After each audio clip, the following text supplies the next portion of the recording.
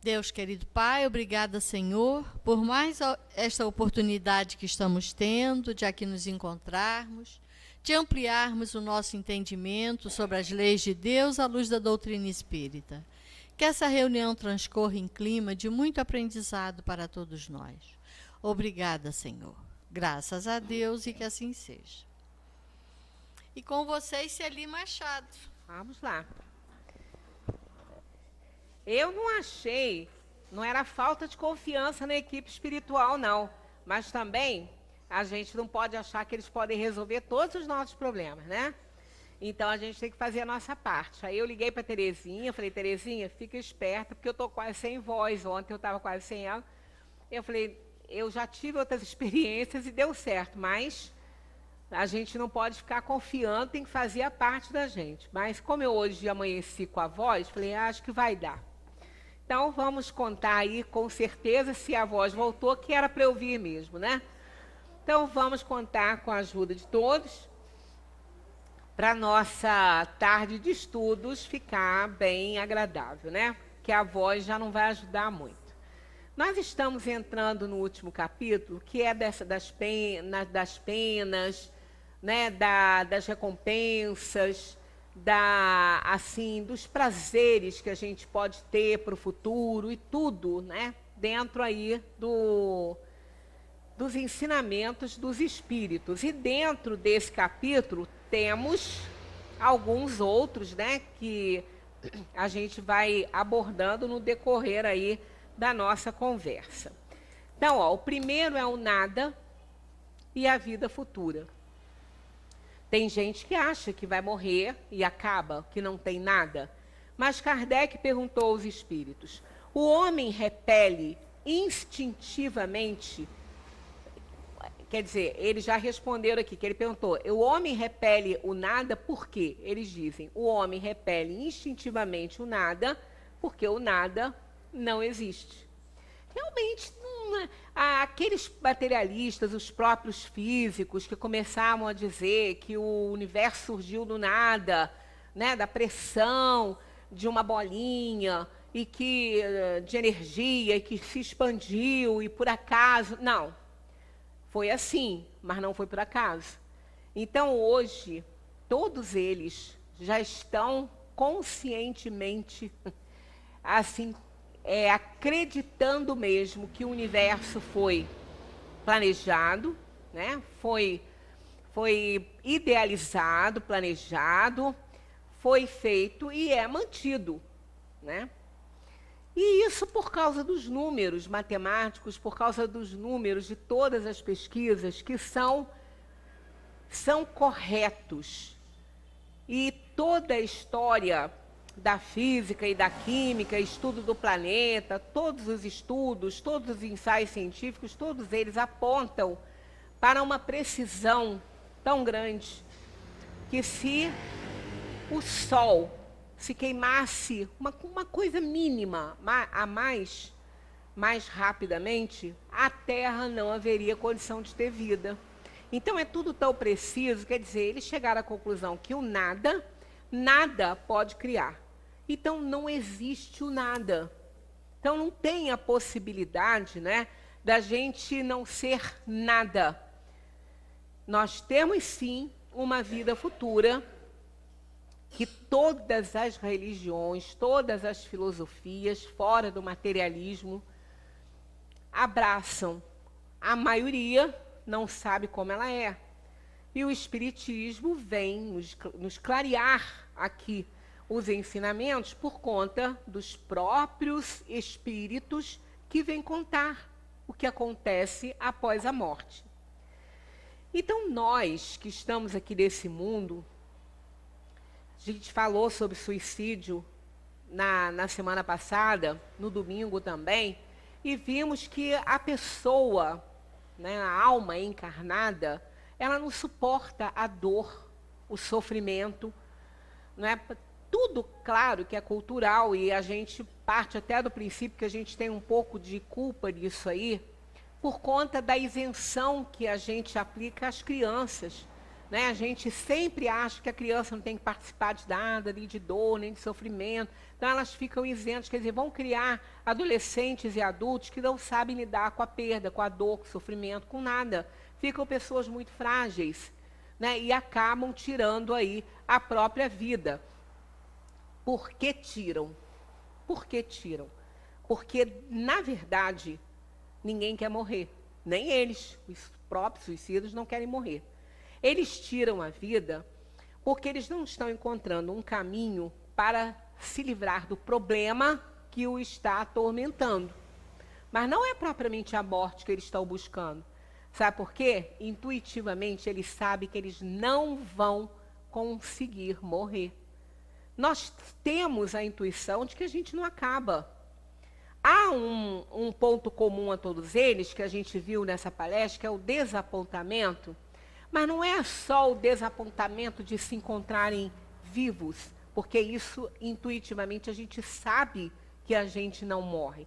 É de não ver o problema sanado, nem com a perda do corpo físico. Então, Kardec perguntou, de onde vem para o homem o sentimento instintivo da vida futura? Que é um sentimento instintivo, que nos leva a querer fugir de um sofrimento, já que a gente não encontra a solução aqui, a gente encontraria na morte do corpo, né? Sabendo que intuitivamente a vida continua. E eles dizem, já o dissemos, antes da encarnação, o espírito conhece todas essas coisas, quer dizer, sabe que a vida continua, que existe, né? Que nós não somos daqui, o espírito sabe. E a alma guarda uma vaga lembrança do que sabe e do que viu no estado espiritual. Por isso que sabe que não é daqui. E sabe que não vai morrer. Né? Por isso que eles tiram. Uma boa quantidade de suicidas são até religiosos. Tem religião.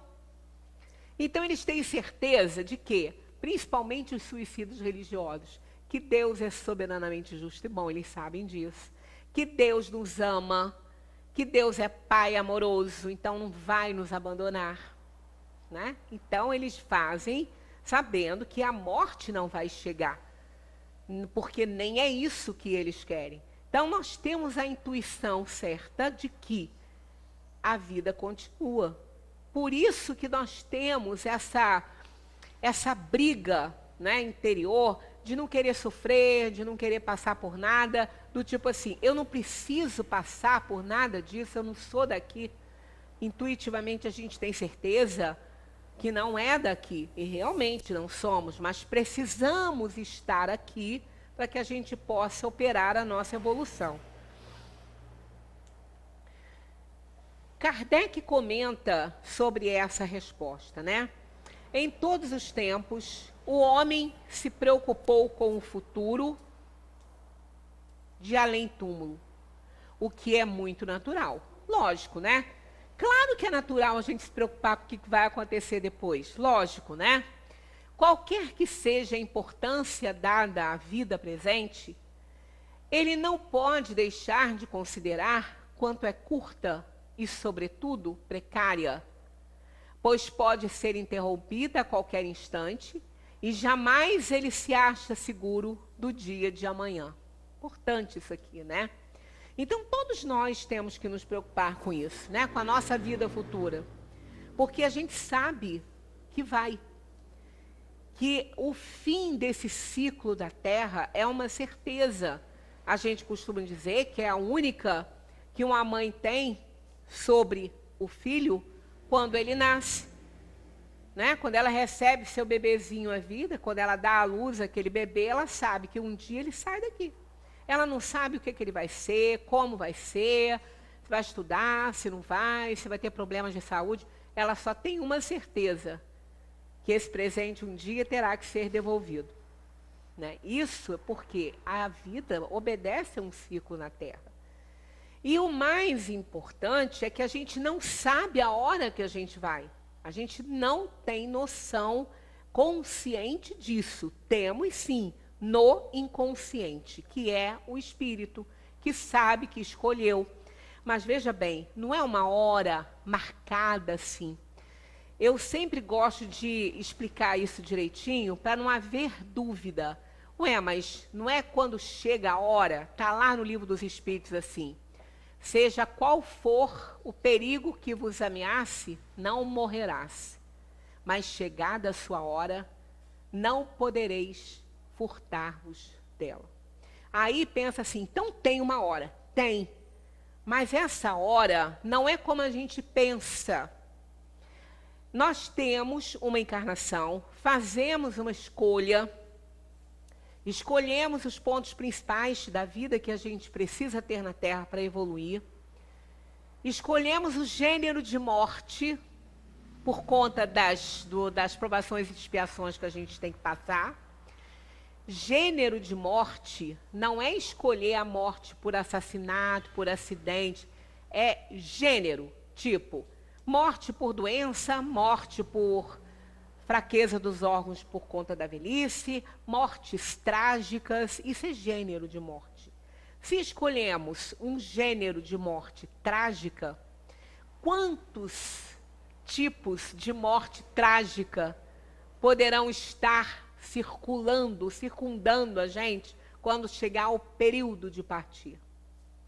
Então não é assim, a gente não vai nascer, você vai viver com certeza 3 décadas e 3 dias. Não.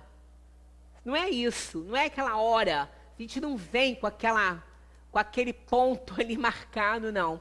Olha, você vai para o mundo, você vai viver cerca de 3 décadas. Vivendo 3 décadas, está chegando a sua hora. Então, você vai partir. Exatamente quando? Quando Deus decidir. Mas a gente não sabe qual é o dia exato, a hora exata. Então, aquele que tem noção da morte, que está chegando a hora dele, muitos o têm, muitos.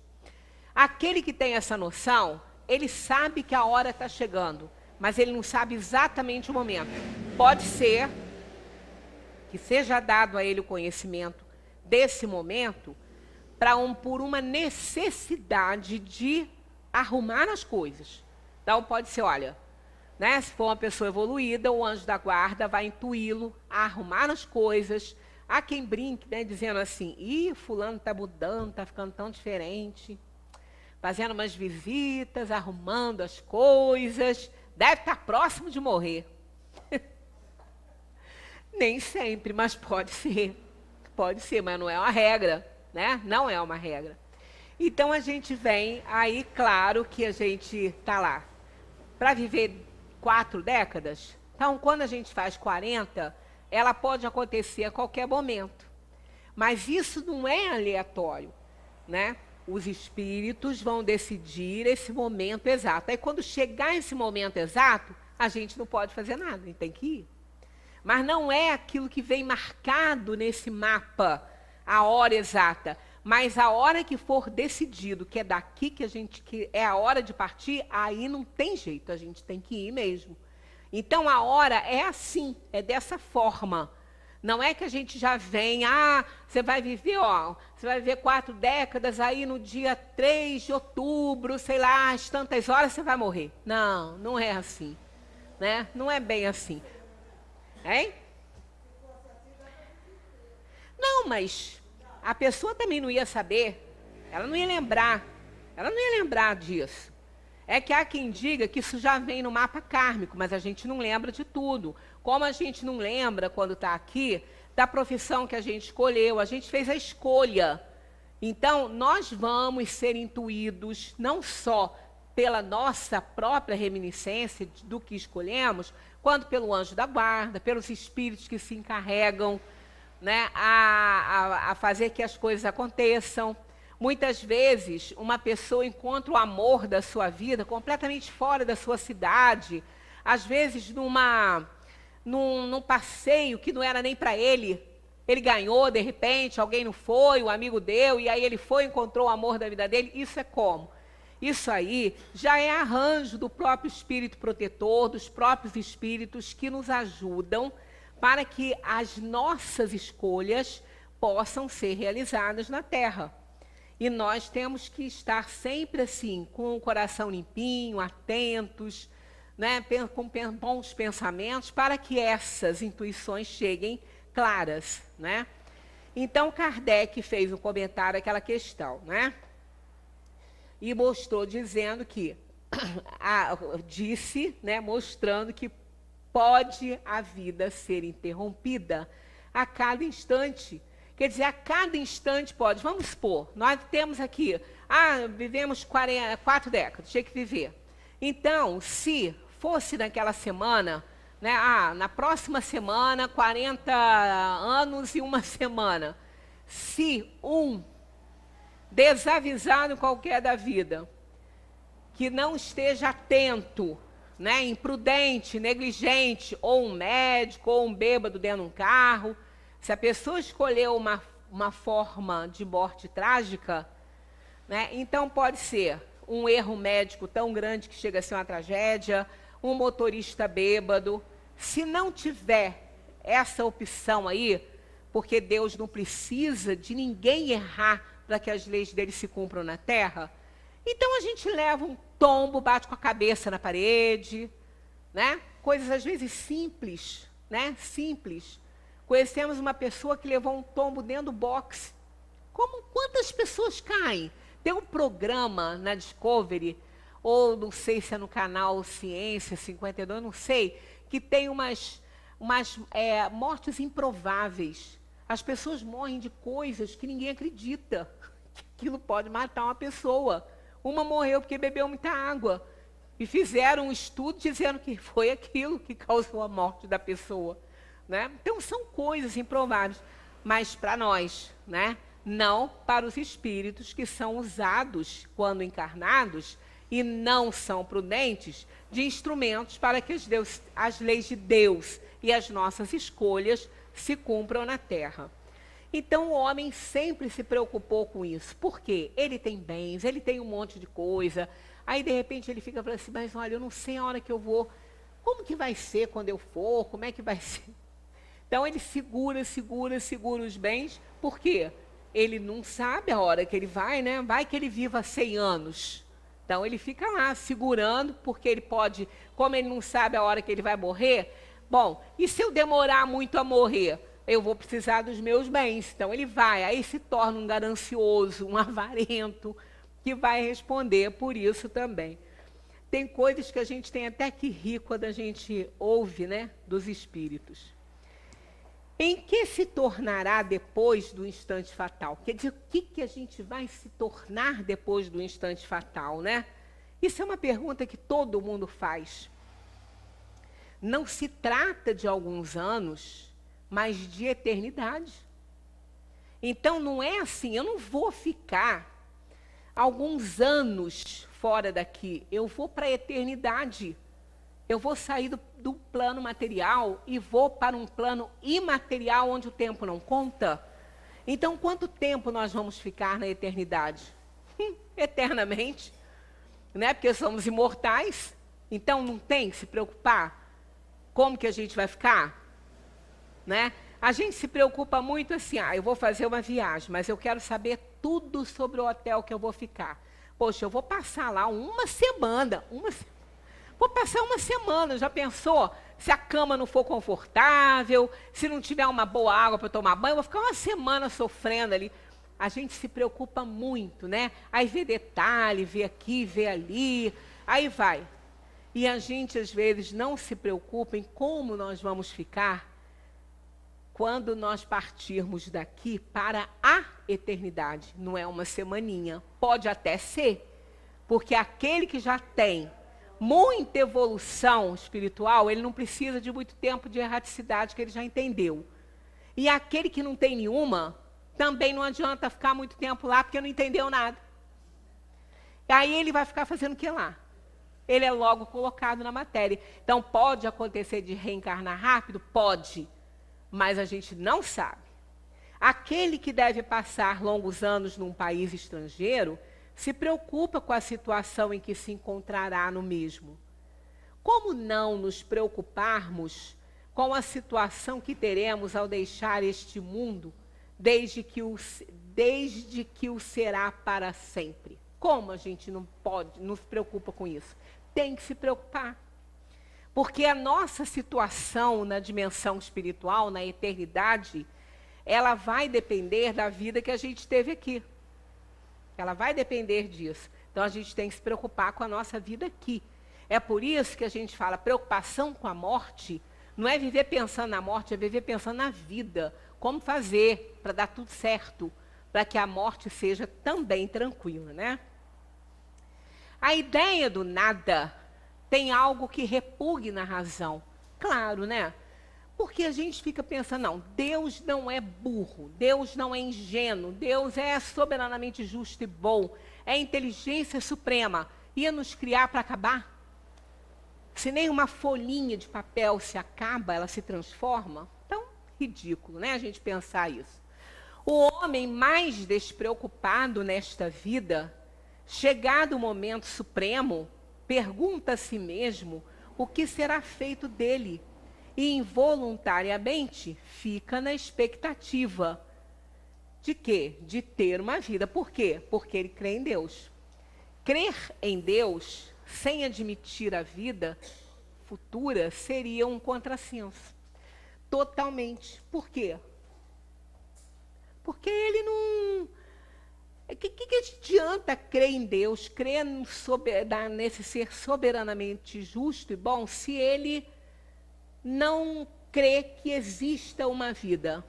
É uma falta de lógica isso aí, né? Então, a ideia do nada repugna a razão. Poxa, eu sou importante. Por quê que cada um aqui nessa terra é importante?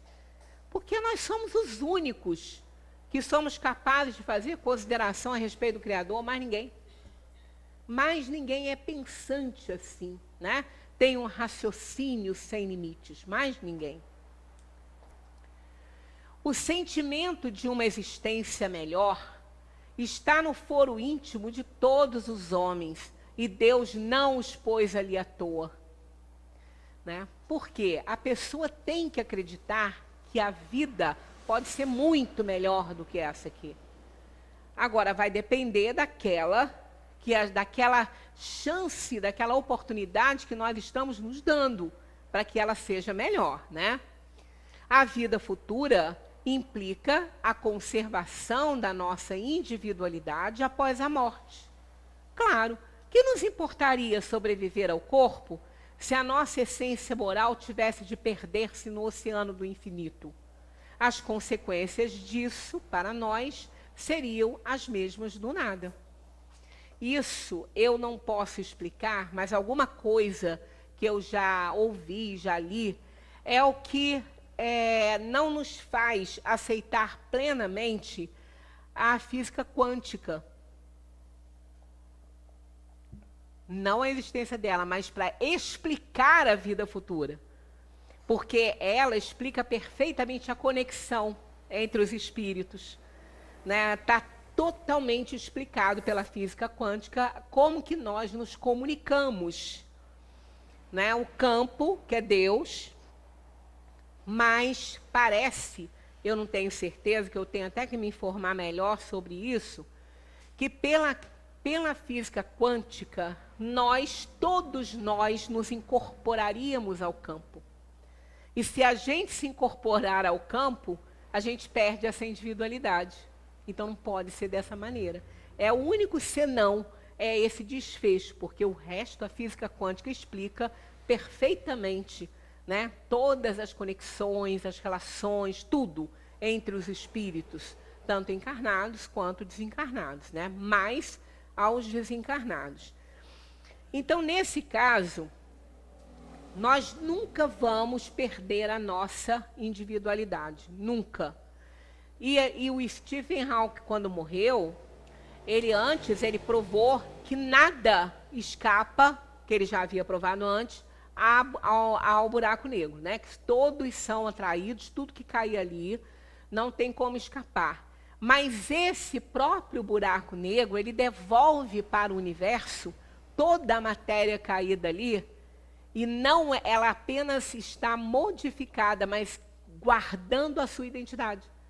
Então, o livro que cair lá vai ser transformado, mas vai guardar a identidade de livro. Olha que coisa. Então, lógico que nós não vamos nos perder, né? Nós somos os seres mais importantes da criação, né? Somos o reino da inteligência sem limites, do raciocínio sem limites. Que nos importaria, então, sobreviver se a gente tivesse que se perder? Seria igual nada, né? Não resta dúvida. Agora, os espíritos abordam a questão da intuição, das penas e dos gozos futuros. 960, eles tratam disso. De onde procede a crença que se encontra entre todos os povos nas penas e recompensas futuras? Porque todo mundo tem essa ideia. Até todo mundo fala, mesmo as pessoas que não são muito religiosas, olha, Deus castiga, hein? Cuidado, Deus vai te castigar. Ó, Deus gosta que as pessoas se deem bem, Ele vai premiar os bons, né? Aí as ovelhas, né? Vai a separação do joio e do trigo, da cabra dos bodes das ovelhas. E aqueles bons vão sentar à mão direita de Deus Pai e os outros do lado esquerdo. Por que será que escolheram isso, né? A esquerda e a direita, né? Tem gente que é destro, tem gente que só faz as coisas com a mão esquerda e faz tão bem, né? Então, só simbolismo, não é isso? Então, olha só, pressentimento da realidade. Então, eles falam, é sempre a mesma coisa, né? Da onde vem essa crença? Então, a gente tem essa intuição, a gente tem esse pressentimento dessa realidade, que não dá para fazer algo errado e não ter uma resposta ruim com aquilo. Não dá para também fazer algo certo e também ficar perdido aí sem ter tido também uma recompensa. Então, essa questão está na nossa natureza. Ela é intuitiva em cada um de nós. Então, é sempre a mesma coisa, o que eles já disseram em outras vezes, né? Pressentimento da realidade dado ao homem pelo seu espírito. Aqui incomoda Bel, né? E há muita gente, mas sabe o que acontece? Dado ao homem pelo seu espírito, a gente sempre reforça isso aqui, está na codificação inteira. Nós somos espírito, nós não temos nós somos. Mas eles se referem a algumas situações, e aqui é mais um caso desse, é porque o homem é a reunião do espírito, do perispírito e da matéria. Ele não é só espírito. Ele tem perispírito e tem a matéria. Então é o espírito que dá essa intuição ao homem. É o espírito dele. Dele quem? Do homem. Quem é o homem? É a reunião do espírito, do perispírito e da matéria. Por isso que eles separam. Mas nós somos espíritos, nós não temos somos um e temos um corpo, né? Então é um pressentimento dado ao homem, aqueles três, né? Pelo seu espírito.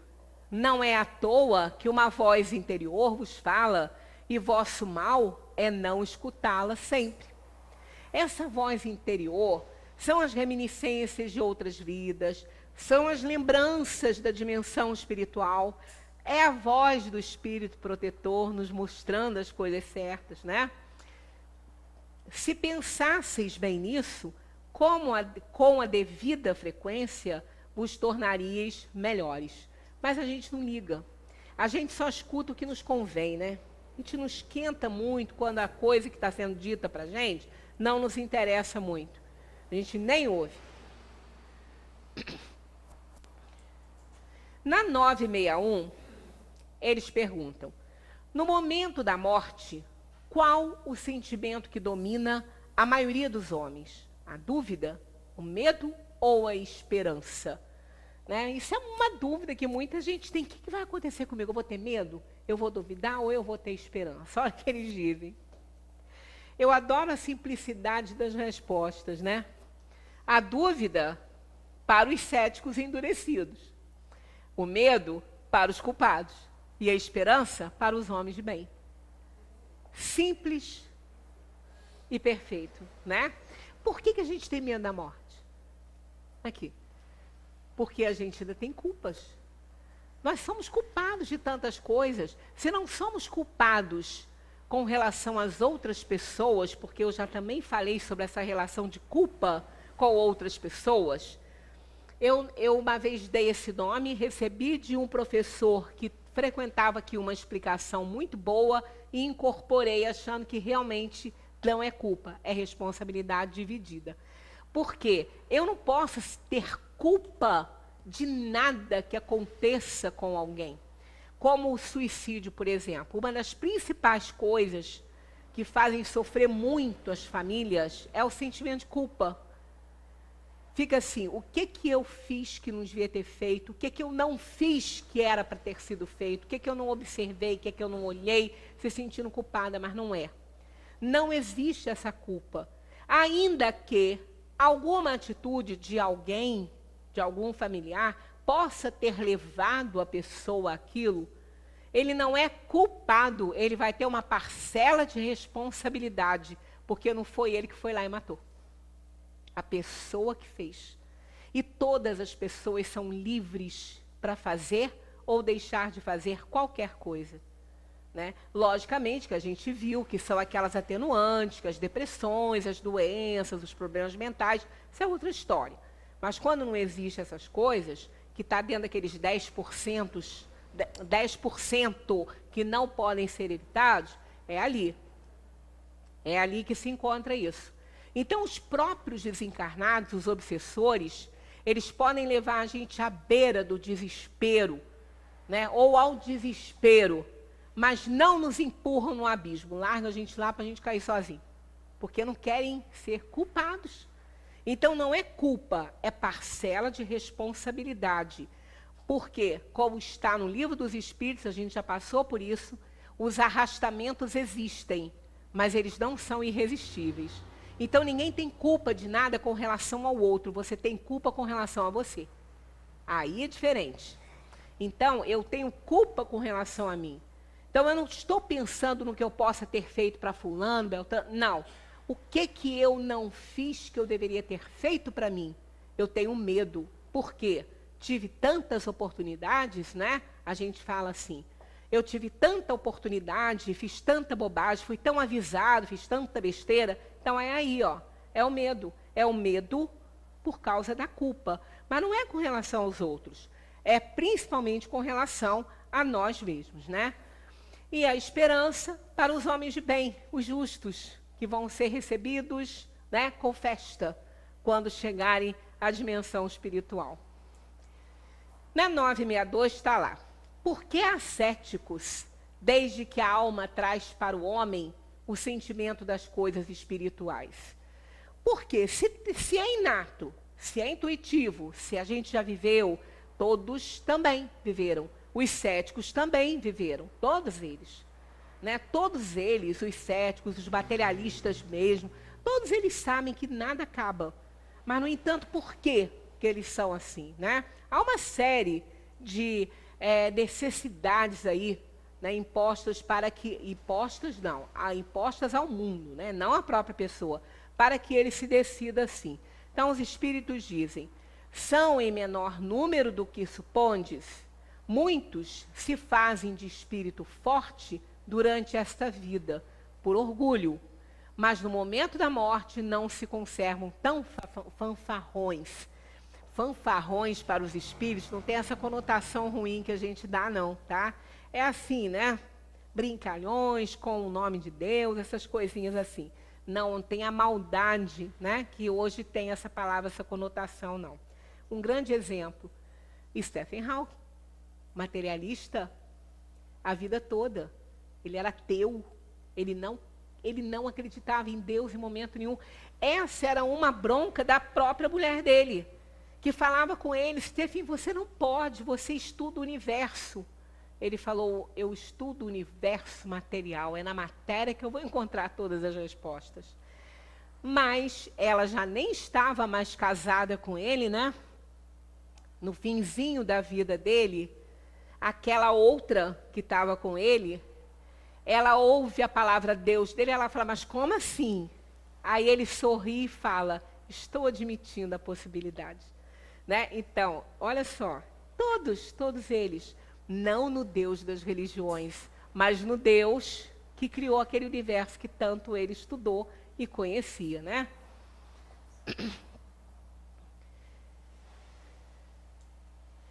Comentário de Kardec a essa questão. A consequência da vida futura decorre da responsabilidade dos nossos atos. Olha que bonito isso aqui. Tudo que a gente vai encontrar vai ter origem nas nossas atitudes, aquilo que a gente faz, né?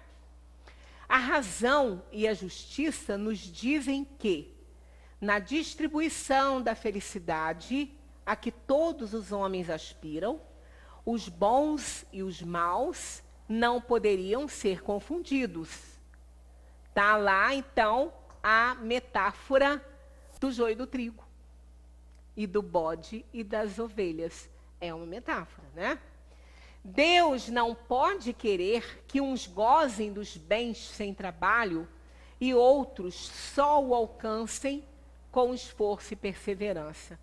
Adorei esse comentário de Kardec. Aliás, Kardec, né? Tem uma coisa que aquela criatura falou que não foi importante e era conciso, né? Trazer a doutrina espírita num livro só, como ele fez. Trazer a codificação espírita num livro só, ele trouxe. O livro dos espíritos. Tem 4 ali. Aí, depois, ele foi desenvolvendo os livros no Evangelho, no Livro dos Médiuns, no Céu e Inferno, né? E depois, por último, na Gênesis. Então, ele era o bom senso encarnado, segundo os espíritos. Olha só, imagina ser condecorado com um título desse? O bom senso encarnado. É muita coisa, né? É muita coisa. A gente não sabe nem o que é isso, né? Então, é claro que não pode ser diferente. Ninguém aqui está querendo se vingar porque não tem isso, o outro roubou e tem, ele vai pagar por isso. Gente, isso aqui é muito maior do que isso. Isso aqui é muito mais amplo, muito grandioso, não é? Cada um é responsável pelo que faz. E o mais importante, não é Deus que está lá tirando dadinhos e fala, ó, agora é a vez daquele ali que roubou lá no supermercado. Agora é a vez daquele ali que matou e estuprou uma criança. Não, não é assim. Cada ação carrega a sua reação. Isso não tem para onde correr. Não tem como se livrar. Não tem recurso jurídico de primeira, segunda, terceira instância, seja lá o que for, não tem isso, não. Vai responder. Vai ter o que merece. Né? Porque está nele. Está nele. Ele praticou a ação, ele vai ter a reação. Isso acontece nas coisas mais simples do mundo. Né? A gente sempre dá aqui exemplo do alimento, né? As regras e as leis, a constituição orgânica, as leis que estão nela. As leis para o fígado, para os rins, para o coração, para a circulação. Não obedece, não, que vai ver o que vai acontecer. Transgride, vai ver. E não tem médico que vá dar jeito.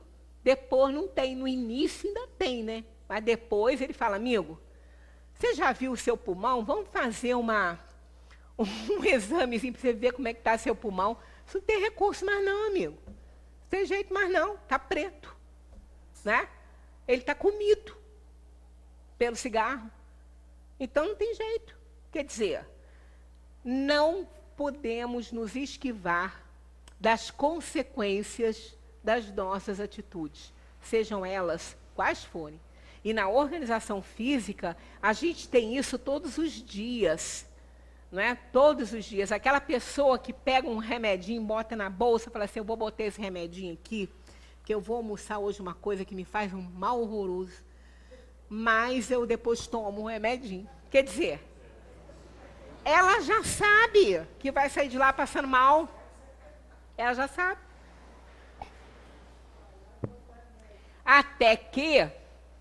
Um dia pode sobrecarregar tanto que o remedinho nem vai fazer efeito. Aí ela vai sofrer horrores.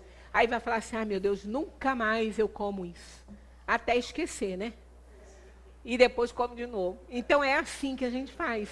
Aí a gente fica imaginando na vida toda, né? Quanta bobagem, né?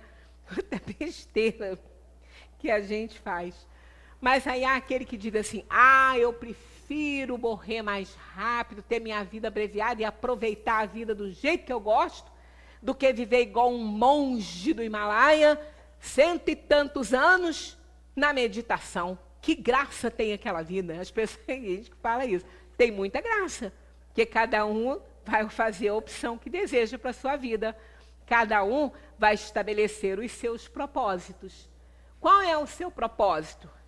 Ficar todo doente, ficar enorme, né? Um peso excessivo, doente, diabético, esse é o seu propósito? Então, coma tudo. Mas o outro lá não quer, aí ele não come, né? Então, é assim. A vida da gente, ela é o resultado daquilo que nós nos propomos para a gente. Só isso. Estabeleça propósitos e viva, corra atrás deles. Porque é ali que vai estar o segredo da felicidade, né? Ou da infelicidade. A ideia que Deus nos dá de sua justiça e de sua bondade, pela sabedoria de suas leis, não nos permite crer, comentário de Kardec ainda, tá? Não nos permite crer que o justo e o mal estejam aos seus olhos no mesmo plano, nem duvidar de que não recebam algum dia, um, a recompensa, e outro, o castigo, pelo bem e pelo mal que tiverem feito. Simples assim. Tão fácil, não é? Tão fácil. Aquela pessoa que sai, que vai para um rodízio de carne, seja lá o que for, de pizza, seja o que for, que vai comer enquanto aguentar botar para dentro, vai sair dali remando, vai ter uma noite horrorosa, vai ter refluxo, mesmo que não tenha, vai acordar de 10 em 10 minutos se conseguir algum soninho, vai passar uma noite terrível. E o outro, que encontrou o seu limite lá, olha, eu já estou satisfeito, tal, vai para casa, vai dormir, o sono dos anjos. Vai ter uma noite feliz, de encontro com os amigos espirituais. Agora, não é uma questão de escolha? Claro que é. Ninguém manda você comer desesperadamente. Ninguém arrancou o prato do outro para ele também não comer. Ele que decidiu assim. É simples e fácil. Simples assim. Né? Então, aquele que se limitou teve a recompensa de um bom sono e de uma boa noite, e o outro teve o castigo dos pesadelos, dos horrores e da falta de sono. Acordou parecendo que carregou pedra a noite inteira. Se conseguiu dormir, né? Então é assim na vida, com as nossas atitudes todas, né? E sempre vai ter ou a recompensa ou o castigo, porque cada ação carrega em si a reação. É por isso que o sentimento inato de justiça nos dá a intuição das penas e das recompensas futuras. Porque a própria vida nos mostra isso. Toda vez que a gente está num grupinho, né? Isso vale quando aquela pessoa que não gosta de levar desaforo para casa, aí ela fica doida para falar o que ela está pensando, porque o circo está armando, ela fica doida para meter fogo ali, né? Riscar fósforo lá na fogueira. Ela tem os argumentos, mas ela tem que pensar, se eu faço isso, eu vou ter um problema sério. E se eu não fizer, eu vou me segurar agora, vou morder a língua, vou sofrer agora, mas vou ter a recompensa da paz de consciência. O que é melhor? Cala a boca, que não entra mosquito. Né? Cala a boca. Se tiver difícil, enche a boca d'água e não engole. Não dá para falar, né? Então é isso exatamente, é simples assim. Se a gente soubesse como é fácil a gente não errar, né? A gente sabe, mas a gente gosta, né? como aquele personagem de televisão. Eu gosto. Então, continue gostando, né? Fazer o quê, né? Agora, seria, no caso, a intervenção de Deus nas penas e recompensas. Como isso é feito? Como Deus intervém? Né? Aqui a gente agarra num colarinho do outro, puxa e fala, fulano, você é assim, assado. Pois é, será que Deus faz assim conosco? Imaginemos, né? Como que é a intervenção de Deus nisso aí? Simples e fácil, como a gente já comentou aqui, né? Já saiu aqui. Deus se ocupa pessoalmente de cada homem? Não é ele demasiadamente grande e nós muito pequenos para que cada indivíduo em particular tenha aos seus olhos alguma importância? A resposta: Deus se ocupa de todos os seres que criou, por menores que sejam. Nada é demasiado pequeno para a sua bondade, né? Aqui é muito importante que a gente lembre que o tempo de Deus não é o nosso. É fundamental para a gente compreender isso aqui. Ele se ocupa de tudo. Está lá, né? Nas Escrituras. Não cai um fiozinho de cabelo da nossa cabeça sem que Deus saiba. E ele não impede. Não impede por quê? Porque ele tem que cair. Nós estamos passando momentos terríveis na nossa sociedade e no mundo todo, né? Triste demais. Aí a gente fica pensando, onde está Deus? Às vezes, quando eu assisto alguma coisa, eu discuto com ele, eu falo assim, Deus, pelo amor que tem a nós, faz alguma coisa para nos ajudar. Brincando, né? Depois eu peço 1000 perdões. Mas aí é aquela história, quem diz que ele não está fazendo? Quem diz que ele não está fazendo? Nós não temos o controle de nada. A gente tem o controle relativo da nossa vida e a gente não controla. Queremos controlar o mundo? Queremos controlar as pessoas, as opções das pessoas? O tempo de Deus é a eternidade, o nosso é na terra, é 1, 2 anos, 3 anos. Você vai 30 anos preso, o outro vai 16, o outro vai não sei quanto, o outro tem prisão perpétua. O tempo de Deus é outro, porque é na eternidade e não conta tempo. Então, a gente tem que entender que as coisas vão acontecer no momento que elas tiverem que acontecer. Porque enquanto nós tivermos necessidade de passar o que a gente está passando, a gente vai passar. Vai passar. Faz parte do nosso resgate, né, nas nossas provações e expiações. Então, Deus se ocupa de todos os seres que criou, por menores que sejam. Agora, como? A gente já falou isso aqui hoje. Olha só. Deus tem a necessidade de se ocupar de cada um dos nossos atos para nos recompensar ou punir? A maioria desses atos não são para ele insignificantes? Olha a resposta pura e simples. Aqui, ó. Deus tem as suas leis que regulam todas as vossas ações. Se a violardes, a culpa é sua. É nossa, é vossa. Quando um homem comete um excesso, Deus não expende um julgamento contra ele, dizendo-lhe, por exemplo, tu és um glutão, eu vou te punir. Mas ele traçou um limite. Qual foi? Ó, as doenças e, por vezes, a morte. São consequências dos excessos. Simples, né? Eis a punição. Ela resulta da infração da lei. Assim se passa em tudo. Simples, né? Sim. Tem alguma coisa difícil aqui para a gente entender?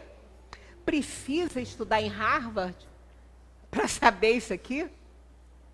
Né? Não. Não precisa. Inclusive, até Magui, que mandou até, foi Magui, você mandou uma mensagem sobre um livro, né? Que eles estão escrevendo em Harvard, né? Estudante de Harvard, para condutas, né? Com certeza é isso que está aqui. Porque não pode ser diferente. Não pode ser diferente. A gente vê pela lei do corpo. anda direitinho, faz tudo direitinho, não vai sofrer, vai dormir bem, não vai ter doença, só as kármicas, por causa de erros passados.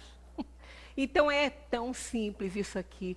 Como a gente gosta de complicar a nossa vida, né? Então Deus vai falar assim, ó, eu vou te prejudicar, eu vou te punir, porque você matou fulano, você estuprou fulano, você violentou uma criança. A ação que ele fez carrega uma reação que ele vai ter que resgatar, ou nesta, ou nas próximas. Ah, mas nas próximas... E o que tem? Por um acaso, uma Coca-Cola deixa de ser Coca-Cola se aquele líquido passar para a garrafa de Fanta? Não. Vai continuar sendo Coca-Cola. Zé que gostava de dar esse exemplo. Não importa. Somos cidadãos do universo. Não somos da Terra, né? Então, com certeza, nós estamos nesse mundo resgatando nossos delitos, né? Nossos erros. Comentário de Kardec. Todas as nossas ações são submetidas às leis de Deus. Não há nenhuma delas, por mais insignificante que nos pareçam, que não possa ser uma violação dessas leis. Está vendo? Tudo está submetido à lei de Deus e Ele sabe de tudo. Não impede porque a gente está assumindo responsabilidade pelos nossos atos. Se sofremos as consequências dessa violação, não nos devemos queixar, senão de nós mesmos, que nos fazemos assim os artífices de nossa felicidade ou de nossa infelicidade futura. Muito simples, né? Essa verdade se torna sensível pelo seguinte apólogo. Olha que mais simples ainda isso que está lá no Livro dos Espíritos. Um pai dá ao filho a educação e a instrução, ou seja, os meios para saber conduzir-se. Cede-lhe um campo para cultivar e lhe diz: eis a regra a seguir e todos os instrumentos necessários para tornar fértil o campo e assegurar a tua existência. Dei-te a instrução para compreenderes essa regra. Se a seguires, o campo produzirá bastante e te proporcionará o repouso da velhice. Se não a seguires, nada produzirá e morrerás de fome. Dito isso, deixa-o agir à vontade. Olha só que espetáculo essa metáfora. É exatamente isso aí. Nós temos tudo, nós temos todas as informações, nós temos todos os instrumentos, nós temos toda a ajuda e temos o campo para agir, que é a vida.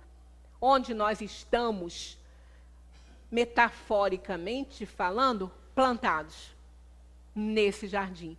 Então a gente tem tudo para dar certo. Nós temos tudo, tudo. A terra oferece todas as condições materiais para todas as nossas necessidades, para todas as pessoas, para toda a criação de Deus. Só não vamos dar certo se a gente não quiser.